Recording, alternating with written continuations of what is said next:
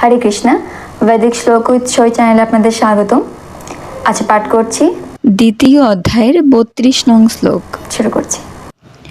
মুখবন্ধ ওং অজ্ঞানতিমিরন্ধস্য জ্ঞানাঞ্জনশলাকয়া চক্ষুরুন্মিলিতাং যেন তস্मै শ্রীগুরুবে নমঃ। শ্রীচৈতন্য মনঃভীষ্টং স্থাপিতং যেন ভূতলে স্বয়ং রূপः কদা মহ্যং দদাতি স্বপদান্তিকम्। বন্দেহং শ্রীগুরুः শ্রীযুতপদকমलं শ্রীগুরুन् বৈষ্ণবাংশ্চ শ্রীরূপং সাগ্রজাतं সগণ রঘুনাথান্বিतं तं সজীবं সদ্বৈतं সাবধূतं পরিজনসহিतं কৃষ্ণ চৈতন্য দেবং শ্রীরাধাকৃষ্ণ পাদন সহগণ ললিতা শ্রী বিশাখান্বিতাংশ্চ।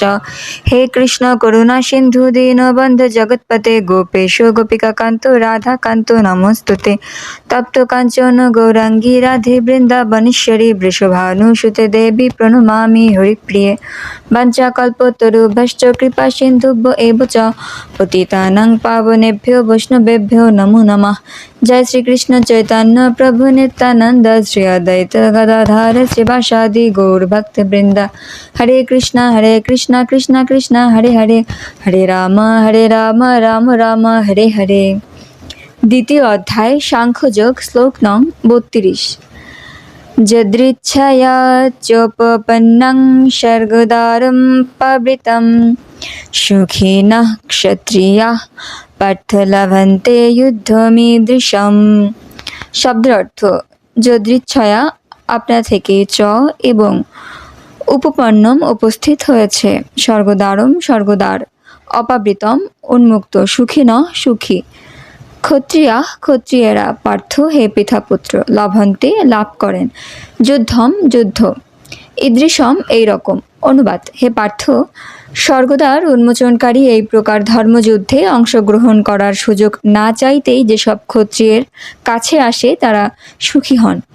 তাৎপর্য: অর্জুন যখন বলেছিলেন এই যুদ্ধে কোনো লাভ নেই, এই পাপের ফলে আমাকে অনন্তকাল ধরে নরক যন্ত্রণা ভোগ করতে হবে, তখন সমস্ত জগতের পরম শিক্ষাগুরু ভগবান শ্রীকৃষ্ণ তাকে তিরস্কার করে বলেছিলেন যে তার এই উক্তি তার মূর্খতার পরিচায়ক। তার স্বধর্ম ক্ষাত্রধর্ম ত্যাগ করে অহিংস নীতি অবলম্বন করা তার পক্ষে অনুচিত।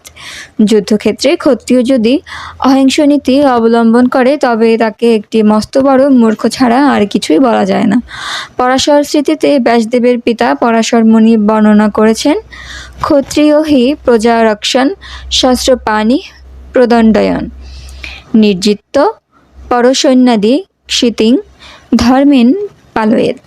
সব রকম দুঃখ দুর্দশা থেকে রক্ষা করে প্রজা পালন করাই হচ্ছে ক্ষত্রিয়ের ধর্ম, এবং সেই কারণে নিয়ম শৃঙ্খলা বজায় রাখবার জন্য তাকে অস্ত্র ধারণ পূর্বক দণ্ড দান করতে হয়। তাই তাকে বিরোধী ভাবাপন্ন রাজার সৈন্যদের বলপূর্বক পরাজিত করতে হয়, এবং এভাবেই ধর্মের দ্বারা তার পৃথিবী পালন করা উচিত। সব দিক দিয়ে বিবেচনা করলে দেখা যায় অর্জুনের যুদ্ধ থেকে বিরত থাকার কোনোই কারণ ছিল না। যুদ্ধে যদি তিনি জয়লাভ করতেন তবে তিনি রাজ্যসুখ ভোগ করতেন, আর যদি যুদ্ধে তার মৃত্যু হতো তবে তিনি স্বর্গলোকে উন্নীত হতেন, সেখানে তার জন্য দ্বার ছিল অবারিত। যুদ্ধ করলে উভয় ক্ষেত্রেই তিনি লাভবান হতেন। হরে কৃষ্ণ। পাঠ করলাম দ্বিতীয় অধ্যায় সাংখ্যযোগ, শ্লোক নং 32। পরবর্তী শ্লোক নিয়ে আবার উপস্থিত হব। আজ এ পর্যন্তই। হরে কৃষ্ণ।